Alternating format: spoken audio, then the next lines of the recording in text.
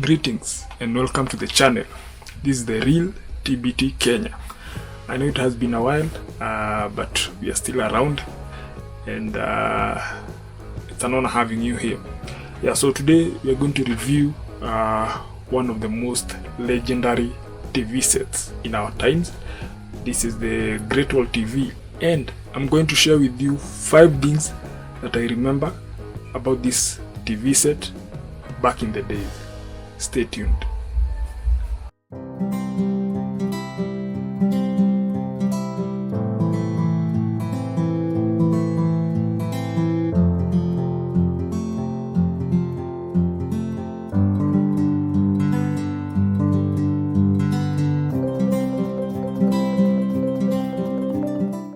So we have the front part of the TV set. Of course, we have the name Greatwall here at the bottom, and then we have the CRT screen. So CRT stands for cathode ray tube, and as you can see, it's concave in shape, and that is common with the CRT screens. So, and then as you can see now, the front part, it's marked by this black identical color here, and then we have the control panel here. This knob is for contrast, so if you want to increase the contrast of your screen, because it's black and white, then you can use this one to either adjust, lighten up, or make it more darker, a bit darker. And then we have another port here. I don't know, I'm not sure whether it's for earphones. Maybe we shall do further research on that. And then we have this one, it's the power button. So once you twist it anti-clockwise, then you can adjust your volume there. Then we have the speaker here, just a basic speaker, nothing much, and it's one. I think we don't have like 2 speakers here. And then we have the control knobs. So we have this one is for selecting the channel. So as you can see, this is the U. I think it stands for ultra high frequency. So you can just twist it, and then this one is for fine-tuning, and also maybe finding the channels in between these calibrations that we have here.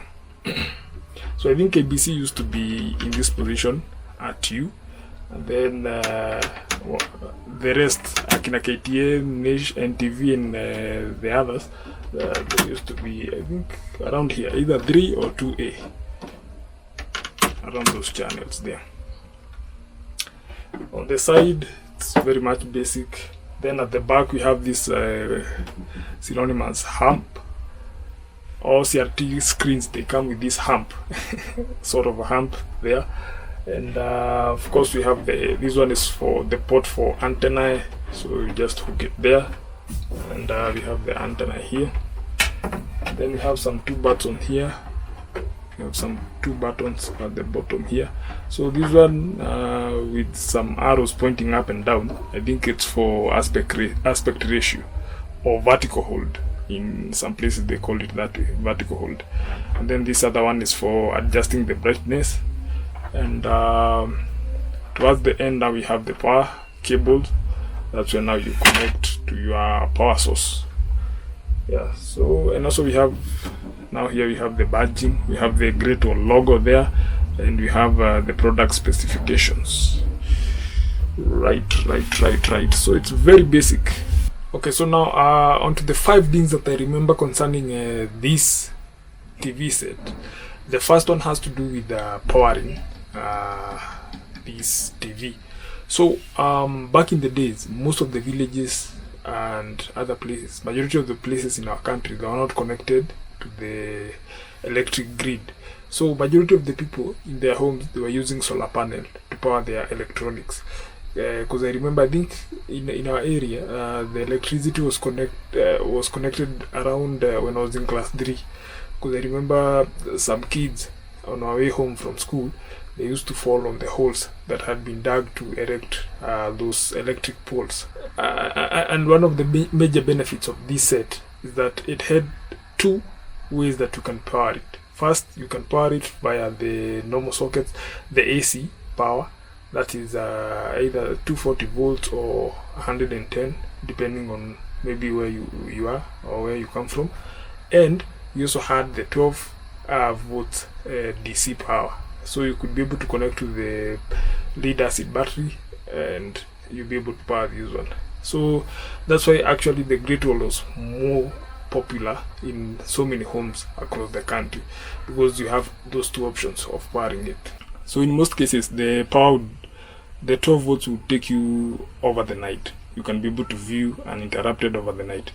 But then in instances where maybe you forgot to connect your solar, or there was not enough solar, after some time after viewing you could see the screen starts having some changes, and then it kind of warps, the images starts warping, and then you're losing the edges here progressively, and then all of a sudden your device shuts down. Yeah, so you have to ensure that you have sufficient lighting during the day to be able to power your solar panels so that you can enjoy the viewing. Point number 2, of course it has to do with it's a black and white TV, so you see the images in form of either white or black. And now maybe the way you distinguish the colors would be the saturation of the blackness, if there's such a word. Yeah, so, and some people would hack it by putting a translucent, that's the word. Yeah, so they would attach it here, at least to feel like they're watching a colored TV. But of course the experience was not that good. Okay, number 3, it has to do with the number of channels that one could access via this TV set. So back in the days we used to have KBC as the national broadcaster, and still that's up to date, and that was the most, I think, popular channel. And along the way we had others such as KTN, NTV, and so on and so forth, but they were limited. I think there were around 10 channels in our country. So KBC used to have a dedicated, like I think U was that's where you find KBC, and then once you twist to around channel 3 or 4, that's where we used to have the rest KTN. So you just twist and then you search for your channels via this knob here. Of course the stations used to close, I think KBC used to close around 2 a.m. so after the viewing and programming, by around 2 a.m. we used to have the national anthem, and then the station closes, and then they would be back on air I think around 5 a.m. or something. Yeah, but nowadays I think in the digital era we can do even 24 hours of TV programming. The other point would have to do with malfunctions or technical malfunctions for this TV set. I don't know whether it's only our home, but our TV set, it used to break down a lot, quite a lot. And then for instance, if the spares are not available, so you'd have to wait until the technician fixes it, and then you can have it back. I remember back in the days, there's a time we stayed close to 1.5 years. You know, the TV was broken, it was at the shopping center being repaired, and hey, that time, let me tell you, the only thing you can listen to is the radio, the FM radio. So we used to catch up on the programming maybe when you go back to school, and you just hear from your colleagues as they share with you. Maybe we watched this last night, oh sijui, so far Walker, Texas Ranger has gone this far, blah blah blah, all those stuff. And you know, you could miss a lot. Yeah, so and also actually we used to have an issue with our TV. We used to have some black bars, they start like appearing and climbing up. I think there was an interference maybe with the signal or something. So the only way you could counter this is by, you know, touching this knob here, the one that I was saying it's for vertical hold or aspect ratio. So you just twist with it, and we used to be annoyed because maybe you're watching news and then the black bar appears, so the pictures, they start, you know, going up, and then you see half the head is here, it reappears down here, the chest and all that, they are here. So it used to be quite a hassle. And also the viewing experience was not all that good, because in terms of the signal, sometimes the signal is weak, sometimes maybe you lose all the channels, maybe you only have KBC. So that was another issue. And then we also have an issue, we had an issue with this knob. As you can see, this one is coming off. So this one used to be stuck. So the way we could hack it is to come with a pair of pliers, and then you use it now to like twist this place here. And as you can see, we have we have put some paper here so that we can have some good grip, yeah, in order now to be able to twist this knob here. Yeah, so this used to go missing a lot. And of course this sound was not all that good, so you would miss some bass. There's some bass that you have, especially the nowadays home theaters and all that. So with this one you don't have, it's just standard speaker. Point number 5, the last one, it has to do with the obsolescence. Sorry. This thing became obsolete when we had the digital migration. I think there was a convention, I think something to do with technical stuff. I don't remember the stuff. I'll maybe share with you there. In the year 2006, and they proposed that all countries that subscribe to that body, they should be able to migrate from analog signals to digital signals. I remember back in 2010, that's when I think President Kibaki was launching the digital migration forum, and we were given the dates, the deadlines on when we are supposed to switch. We had some protest, of course, from the main media houses. They were saying we are not ready and all that, so they needed more time.